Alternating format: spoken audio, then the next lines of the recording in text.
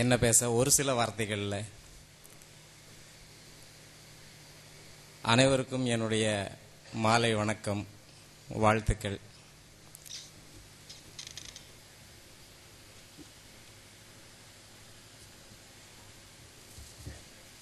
நாம் இதுவரைக்கும் காலையிலிருந்து வாழ்த்துக்கள் நிறைய வாங்கிட்டோம். நிறைய உத்வேகமான நிகழ்ச்சிகள், சிந்தனைக்கு நிறைய விருந்துகள், இதெல்லாம் கிடைச்சிருச்சு. ஒரு டெக்னிக்கலான ஒரு விஷயத்தை பற்றி உங்கள் முன் வைக்கலான்னு சொல்லி நிற்கிறேன் நான். இப்போ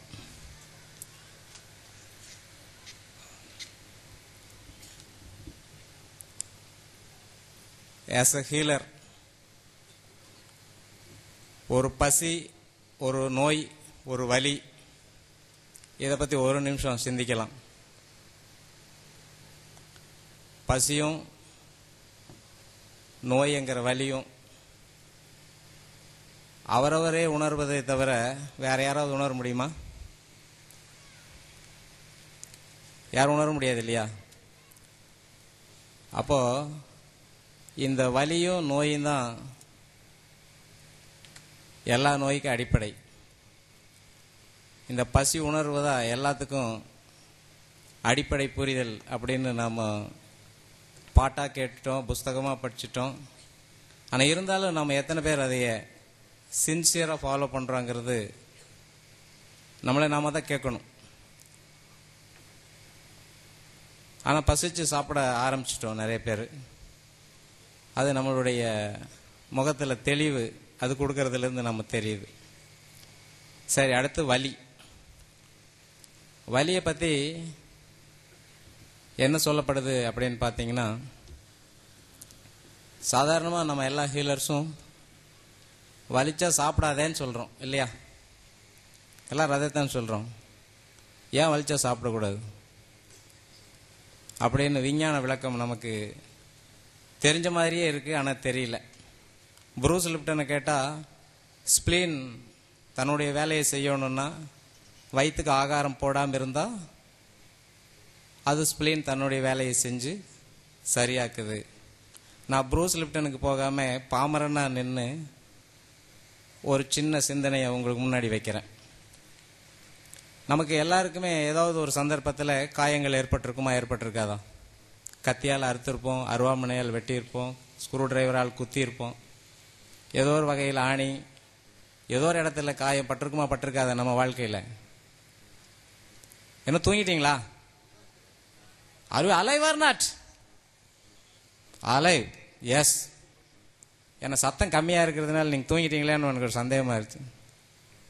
அப்போ இந்த காயம் ஆன உடனே வலிக்குதா, கொஞ்சம் லேட்டாக வலிக்குதா? எப்போ வலிக்குது? கொஞ்சம் இருந்து தான் வலிக்குது. ஒரு 10 செகண்ட், 5 செகண்ட், 2 செகண்ட் லேட்டாக தான் வலிக்குது. இதே நம்ம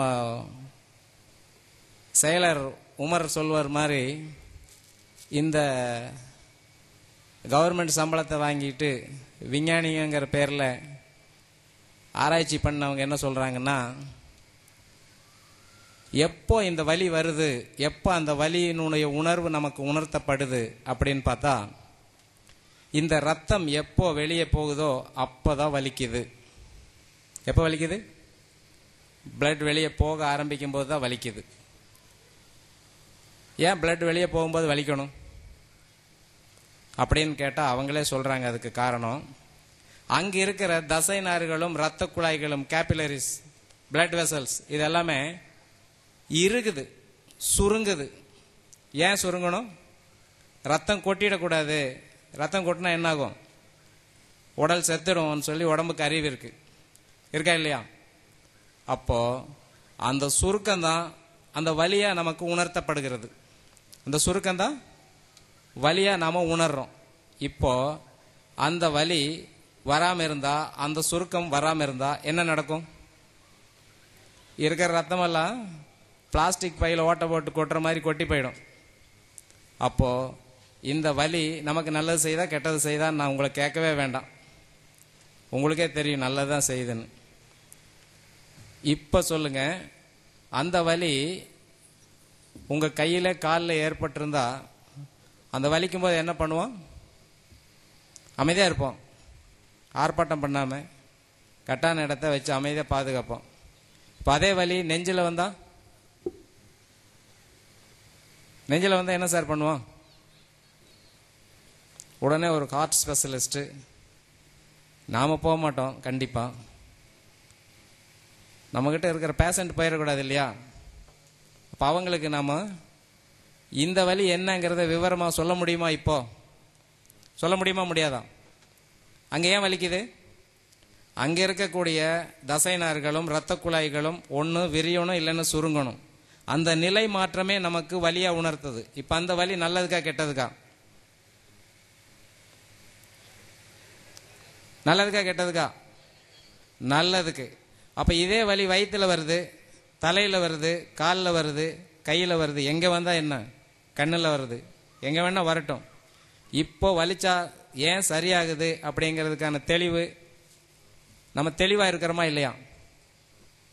எங்கே வேணால் வலிக்கட்டும், இப்போ உடம்பு தன்னுடைய ப்ராசஸை சரியாக செய்யுது அப்படிங்கிற அந்த ஞானம் நமக்கு இப்போ கிடைக்குதா?